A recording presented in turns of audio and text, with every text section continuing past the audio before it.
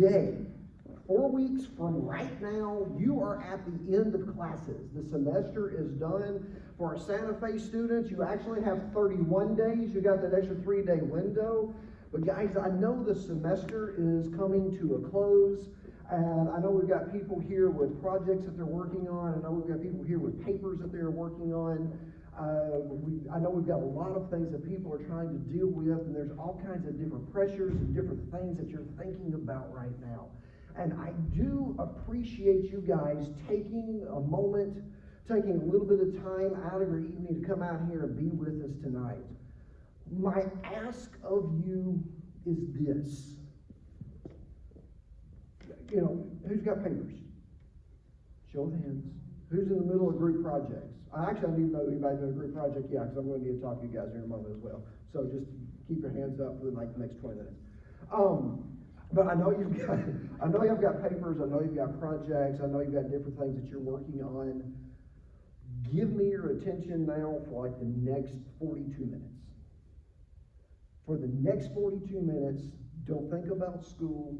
Don't think about work. Don't think about anything except for the reason you're here. I don't know what got you specifically to come in here tonight. God love her, I know Danielle has got the test that defines her life tomorrow. And Julie working on. Sierra just finished up a final, if I'm correct on that.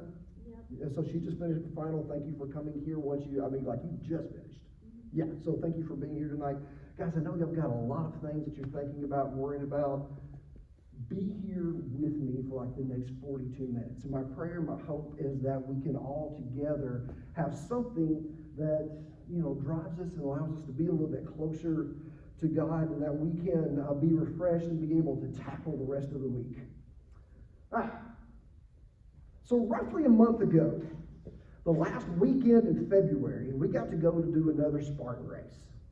Now, I did not get to participate in this one, but my son did. And how many of you have ever done a Spartan race? That makes it awesome. Just me and my wife. All right. So I don't know if you ever heard of them or participated in the Spartan race, but I am a competitive individual. But to understand a Spartan race, you really have to do a Spartan race. It is an entirely different level of competition. I am the type of guy that once I am sitting at the front of the line at a red light, I've got to be the first one off. If the car beside me or the shark or whatever gets out in front of me, I feel like I've got to hammer it just a little bit more to get out in front of them. I don't like stopping on road trips because all of the cars that I just passed, I know are now passing me, and I'm going to have to drive like a maniac to get back in front of everybody that I just passed. If there is a scoreboard, if there is a stopwatch, I want to win. If we're not keeping score, I don't care.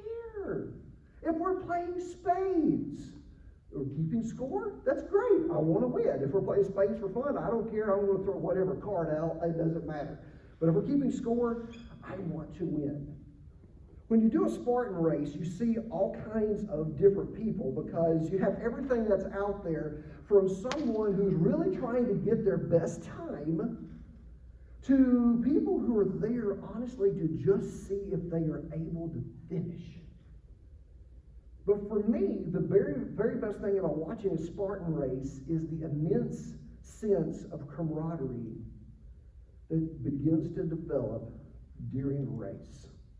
You're running through mud, you're going through obstacles, you're wading through swampy yuck, and you're trying to go up and over, around, through obstacles. Now, Glenn got to do this with 3 of his best friends and Major Kim Quinn. A lot of y'all may not know, this side of the room does, this side of the room probably does not. Kim Quinn, let's go to Kim now, 28, 30? 32. 32, well, she's still 20 in my eyes. But okay, Kim is 32, used to be a part of GFC and was an intern with us for several years. She is now Major Kim Quinn. And now, outside of being able to kill me with this thumb, she also runs marathons. And so she decided, hey, I want to come do the Spartan race with you guys. And it was actually kind of funny. She was spending the night with us the night before the race, and Cato, and you've got to understand, Kim is like a perky Energizer bunny. She can be going through the hardest time in her life, and she's always going to be grinning, and every word ends up, and she's just always happy. And how she actually does conference calls with generals, I have no idea, because I want to smack her. But Kim, she is always just that very happy individual. And Cato had said, she said, hey, yeah, no, I just did a short run yesterday, so I'm really ready for the race. And Cato asked her, so how long was the short run? Oh, 17 miles. Like, oh, yeah, a short run. She's just that type of individual, super, super athletic, but she had a lot of cardio. Admittedly, not a lot of upper body strength. One of the boys that came out with us and joined the race, his name is Troy. Troy graduated high school last year. He works at Gainesville Health and Fitness, has been doing a lot of upper body, not a lot of cardio. The other three, Glenn plays lacrosse, one of the other guys plays basketball, another guy plays football. They all have their various strengths, but they were all participating in the race. And as a spectator, I got to do the race alongside of them. I basically ran 3 miles and didn't do any obstacles. But I was sitting there keeping up with them. And now as far as running, Kim could have run circles around the guys, and they figured that out pretty quick. But for the physical parts, there's a rope climb, there's an Atlas ball carry where you're picking up a 100-pound concrete block, and you're trying to maneuver all these things. Troy excelled. But my favorite part was watching the encouragement that they each gave each other when they were weak. And it reminded me of a passage that we're going to use tonight for the basis of class. So if you will, I need you to turn to your Bibles. Open up your Bible, open up your cell phone, open up whatever it is that allows you to read the Bible, but I want you to be able to have the scripture in front of your face. It's going to be up here as well, but I want you to be looking at it down here, holding it in your hand, cradling it, and looking at it. I think it is you. Yes, somebody read for me. We're going to 1 Thessalonians 5. 1 Thessalonians 5, we're going to be reading verses 12 through 14. 1 Thessalonians 5, verses 12 through 14. Go ahead, Evan. And we urge you, brethren, to recognize those who labor among you, and who are over you in the Lord and admonish you, and to esteem them very highly in love for their work's sake. Be at peace among yourselves. Now we exhort you, brethren, warn those who are unruly, comfort the faint-hearted, uphold the weak, be patient with all. All right, with these few short verses that we've got, Paul is laying out some very specific instructions that for our Christian walking with others. And it's this list of instructions that I want us to focus on for a while tonight. In verse 13, it's verse 13 that Paul says, be at peace among yourselves. Talks about being at peace among yourselves, and then he notes that I want you to admonish the idle, to encourage the faint-hearted, to help the weak, and then to finally be patient with them all. So who's in the middle of completing a group project right now? Yes, okay, I won't make you talk. But, so we got Sterling, Eric, you're doing one as well? Okay, now question, honestly with this, did y'all pick a leader at the beginning? No, so how's that working out for you? Oh, okay, yeah, that's it. It's real interesting. What about you, Sterling? Did y'all get one? No leader?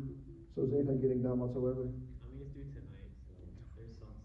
I love it when seniors procrastinate. It's awesome. So whenever you're doing group projects, one of 3 things is going to happen. First of all, no one designates as a leader and this. You get to the very end, it's due, and everybody's scrambling at the very end.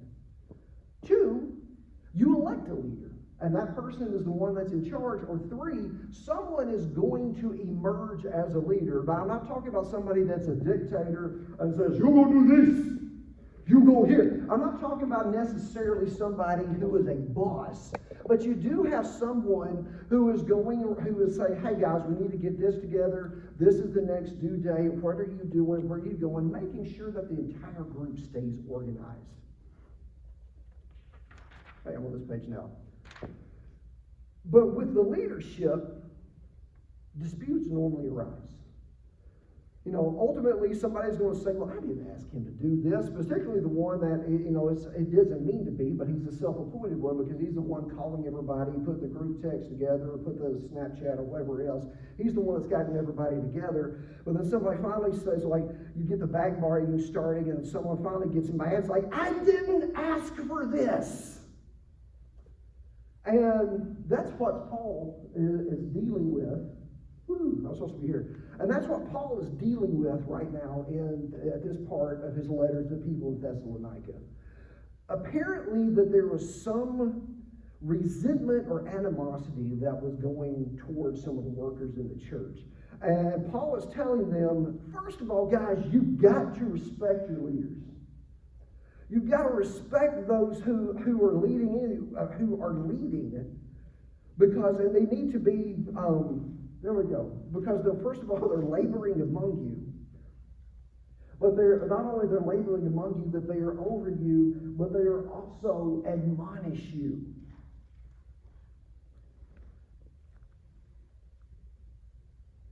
And they need to be esteemed highly in love because of their work.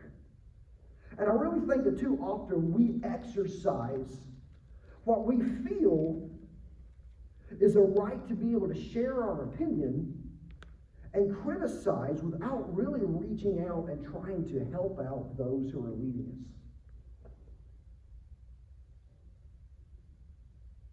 And Paul is trying to tell this group that you've got individuals working among you, and they're working for the Lord. They deserve your love, they deserve your respect, and they deserve your support. And then he finishes up with that with, be at peace among yourselves. And so he's talking about the fact that you've got these that they're laboring over you, they're over you, they're admonishing you, but guys, you need to be at peace with yourselves. And Paul's sentence here, that's where I was. I knew I was going somewhere. He said the Greek word here is irenuo. I'm going to throw a little bit of Greek at you tonight. But the Greek word I hear is talking about be at peace among yourselves is irenuo. And that's how you say it, irenuo. I looked it up and did like the phonetic thing and made sure I was saying this correct. But it is irenuo. And this word here is translated be at peace or live in peace. This is an action verb. This is a command that after Paul got through addressing these individuals and talking about the fact that we need to respect them and you need to give them and hide them with esteem, highly in love, we need to be at peace among ourselves. And as an example for this, an example of this command, I was thinking about the workers that you have a Spartan race. Most of the people that are working at a Spartan race are volunteers.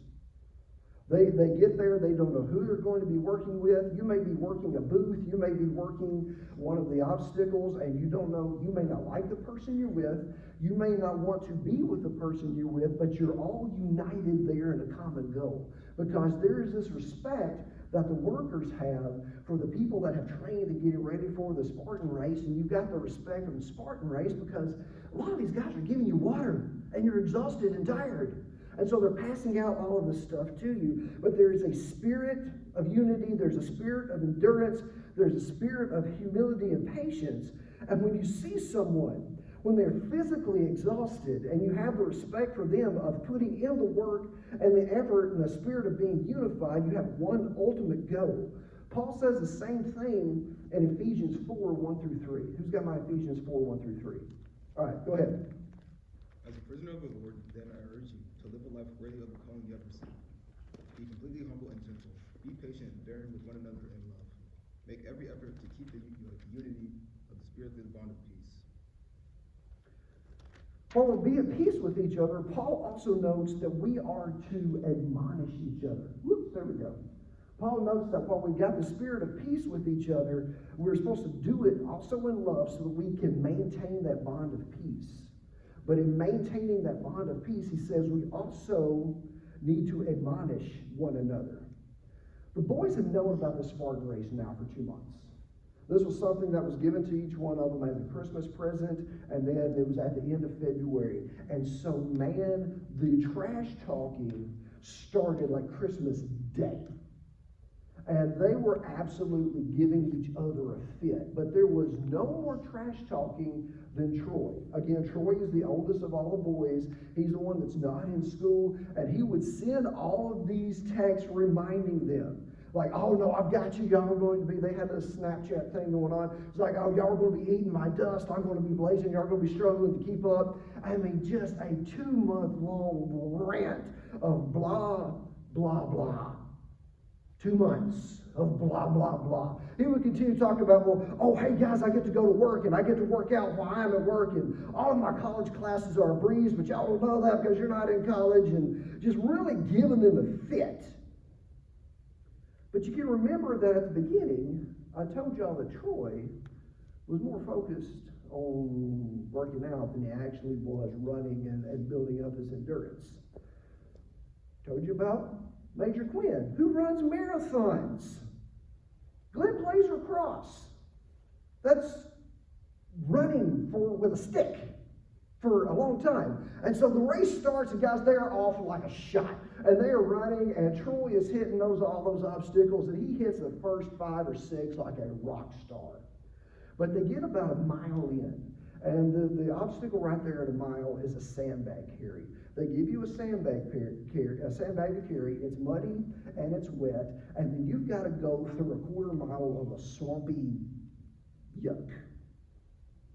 And so I could not see them going back in through the swamp. I could see the entrance and I could see them coming out.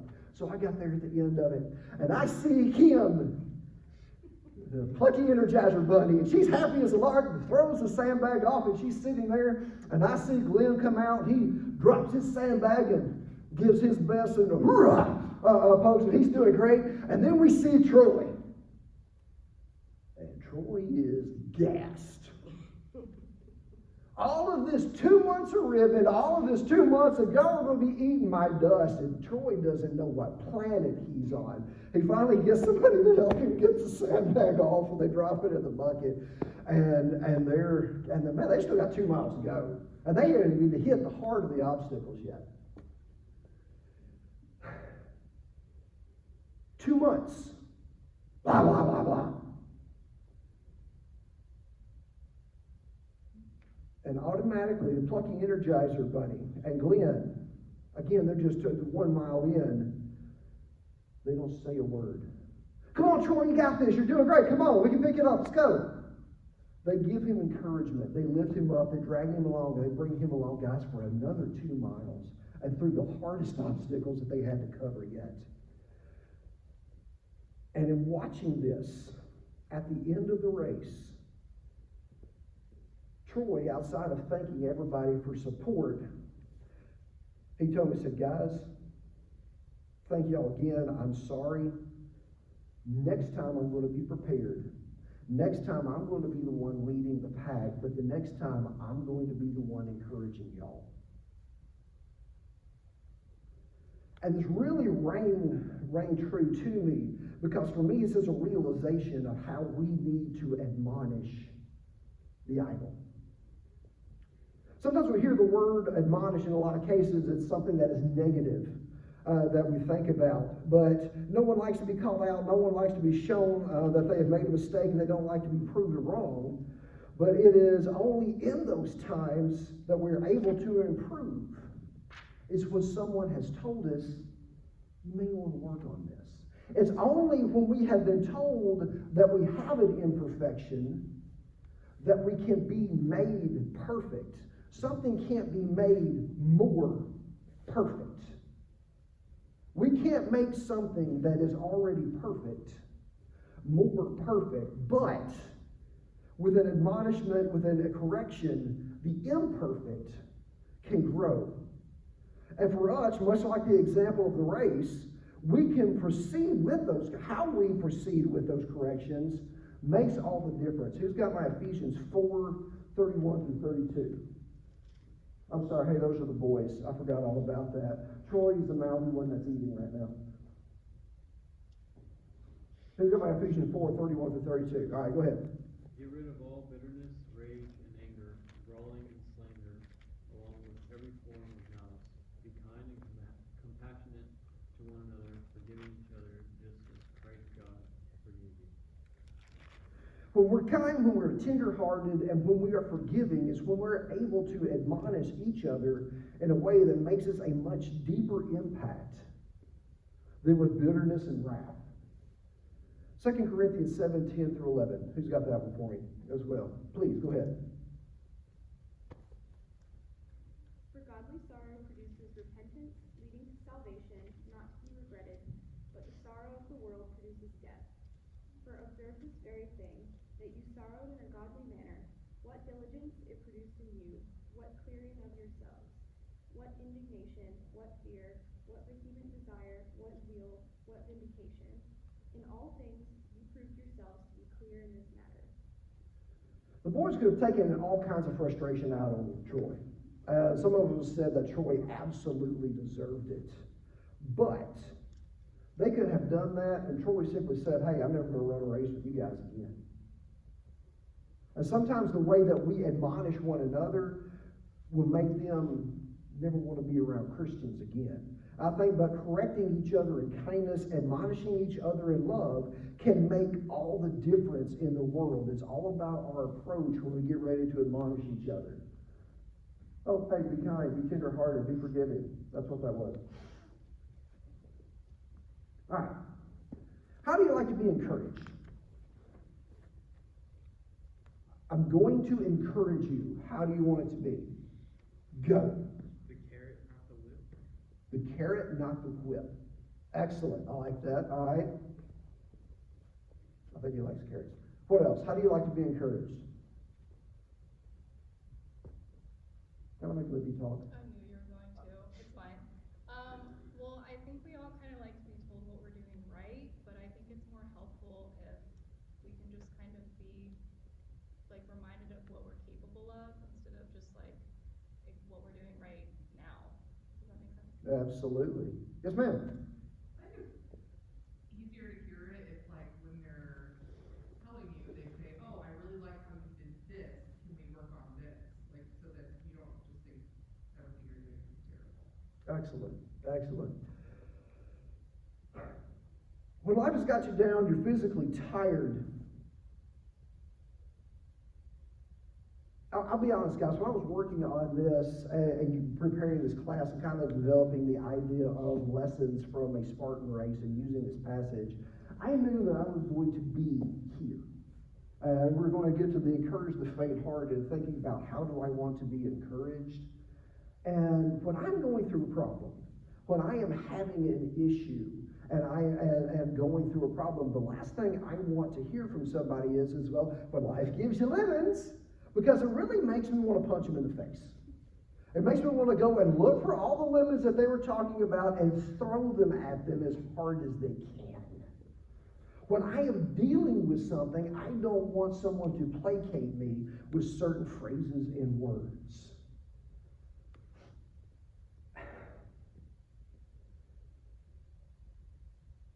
If you can, go to, who's got my Colossians 3? Who's got my Colossians 3 passage? Therefore, as God's chosen people, holy and dearly loved, clothe yourself with compassion, kindness, humility, gentleness, and patience. Bear with each other and forgive one another if any of you has a grievance against someone. Forgive as the Lord forgave you. The key to being able to encourage one another is right there at the beginning of verse 13. The key for us to be able to encourage each other is to be able to bear with one another. I can walk up and give a stranger a hug, but it's going to mean much more coming from a friend. I can offer somebody encouraging words. I can send a letter to a stranger, and that may make them very happy, but it means much more coming from somebody who knows you. For us to be able to lift each other up, for us to be able to encourage one another, for us to be able to encourage the faint-hearted, we have got to develop a relationship with each other. It was John C. Maxwell in the book, 21 Irrefutable Laws of Leadership, He's in I think it was law number 16, where he's talking about the law of connection. He notes in there that we must first touch a heart before we can ask for a hand. Now, prior to the race, the boys had actually had a really tough week. Josiah plays on the basketball team, and they had just lost in the state playoffs to Hawthorne by 1 point. Glenn had lost a lacrosse game. They had gotten some very tough news regarding a friend of theirs, and then they were exhausted mentally and almost physically as they were getting ready to run the race. It had been a really, really tough time. What's next? Sorry. But I caught this moment. This is a picture of them as they were getting ready to jump in the vehicles. They were already emotionally tired. They were exhausted. We met up after Sunday morning services. They were getting ready to jump inside a vehicle and head out to go to the race. And this was all of them together. You can't see Kim. You can't see, I don't know if that's Tori or Josiah, but you can't see some of the others, but they're all kind of buried in there, hiding under Glenn. But I was able to catch this moment. And these guys have very different backgrounds. They all play different sports. They have different family backgrounds, different life experiences. But the common ground that the four of them have is a deep relationship with God. They have a deep love for each other. And it was that deep love that allowed them to encourage each other and prepare their hearts getting ready for the task at hand. Compassionate hearts, kindness, humility, meekness, and patience, bearing with one another. Now, while we were running the race, we noticed a group of soldiers who were working together as a group. And this group recognized Major Quinn. And I don't know, here was Kim during the race. That was prior to her having to take a fall through the mud. But I don't know how they recognized Major Quinn, but they had a group of soldiers who stopped in the middle of the race and saluted Major Quinn. First of all, they gave her some immediate credibility with the boys, because now not only could the plucky Energizer Bunny run circles around them while they were trying to do all the obstacles, she could now issue orders that people had to follow. And so the boys were already that much more intimidated by Kim. But what really drew us to this group to our attention after they saluted Major Quinn was this guy. This is a Army veteran amputee who was running the race. He couldn't run the race as fast. In fact, a lot of the obstacles were a challenge, not for him to do, but just to see if he was able to attempt it.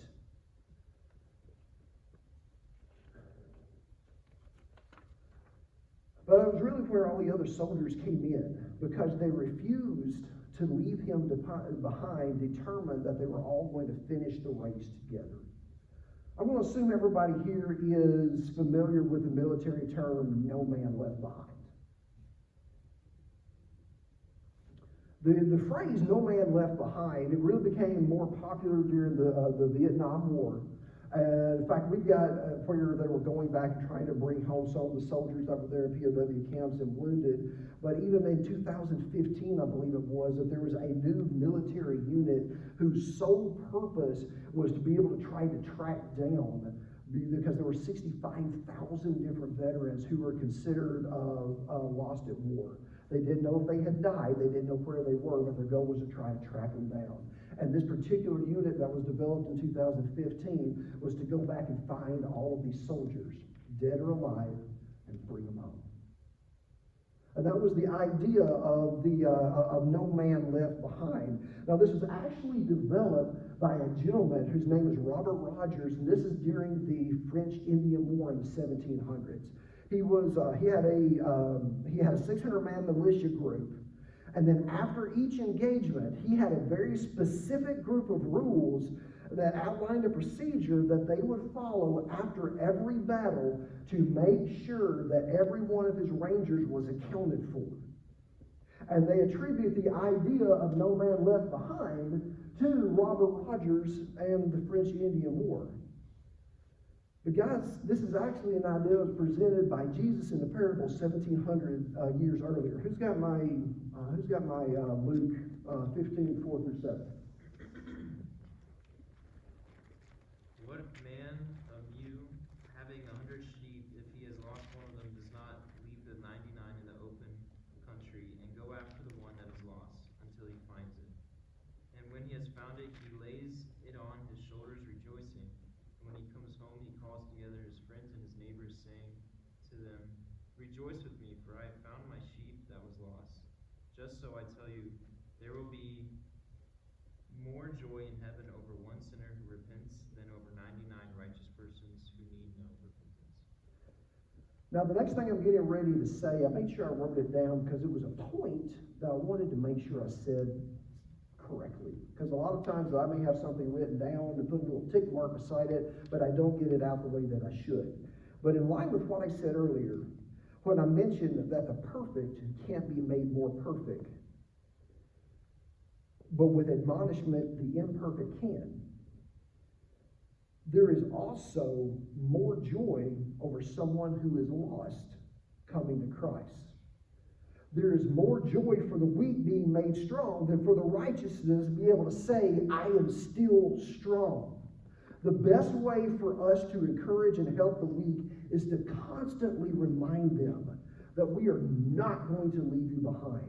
The best way for us to be able to encourage the weak is to lift them up, let them know that we are stronger together, and let them know specifically we are not going to let them behind, which is one of the points of this parable that we have from Jesus. Again, there's more rejoicing in that one weak individual who is made strong than having those 99 say, hey, I'm already strong. And we've got to make sure that to help the weak, to lift them up, that we constantly tell them, guys, we're not going to leave you behind. Now, as Paul gets ready to end his letter to the people of Thessalonica, he told them, he said, guys, I want you to be at peace with each other. I want you to admonish the idle, encourage the faint-hearted, help the weak. But he finishes this with an instruction that says, be patient with them all. And then Paul gives these same thoughts, but phrases it differently in his second letter to Timothy. Who's got my 2 Timothy 2? Yes, ma'am. Read my 2 Timothy 2 for me, please. We also youthful lust, but pursue righteousness, faith, love, peace with those who call on the Lord. I'm sorry. You're fine. Out of a pure heart, but avoid foolish, ignorant disputes,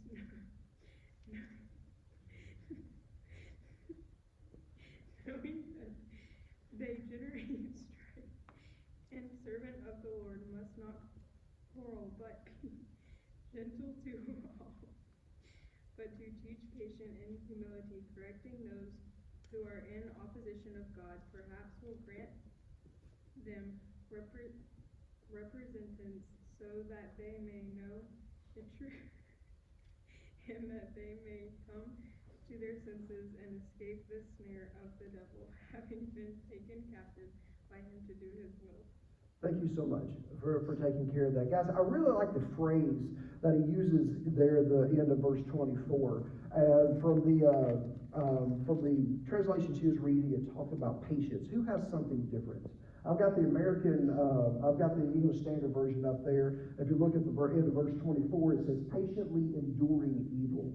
Does somebody else have something else other than that, the end of verse 24? Patient when wronged. Patient when wronged? Okay, I like that. I know in the King James Version, it simply only uses the word patience. And I went back to the Greek again on this. And the word that is used here, this is the only time in the Bible that you find it, by the way. The word is, going to pop up here.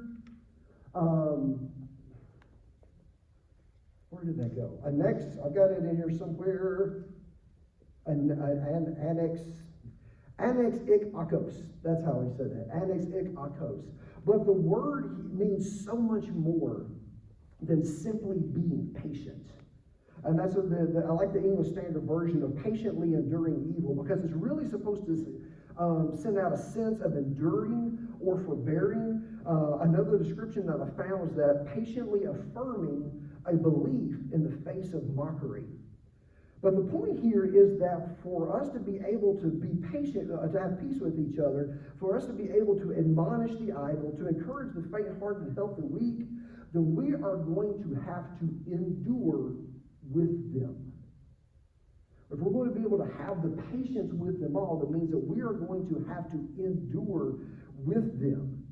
The goal of all of this is found in verse 26, that through the encouragement and endurance that God brings them to repentance, and that they are able to escape the snare of the devil. And that needs to be one of the goals that we have as our Christian lives, is that we encourage each other, we hold each other accountable, and that we escape the snares of the devil so that we can finish our race together.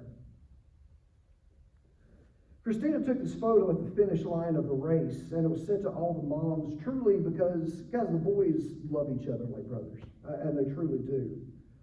And I really pray that y'all were able to hear something tonight that lifted you up and encouraged you, and you're able to use this to reach out and encourage others. But a thought that I want to be sure to leave you with is from 2 Timothy 4:7, because I hope that at the end of everything, at the end of all our trials and struggles where we are admonishing and reaching out to each other and lifting each other up and patiently enduring with each other, is that you can finish the day, finish your year, finish your life by being able to say simply, I fought the good fight, I have finished the race, and that I have kept the faith. Guys, I appreciate that is actually the end of class tonight. You're going to go ahead and pause that, and I'm just going to dismiss us all in prayer.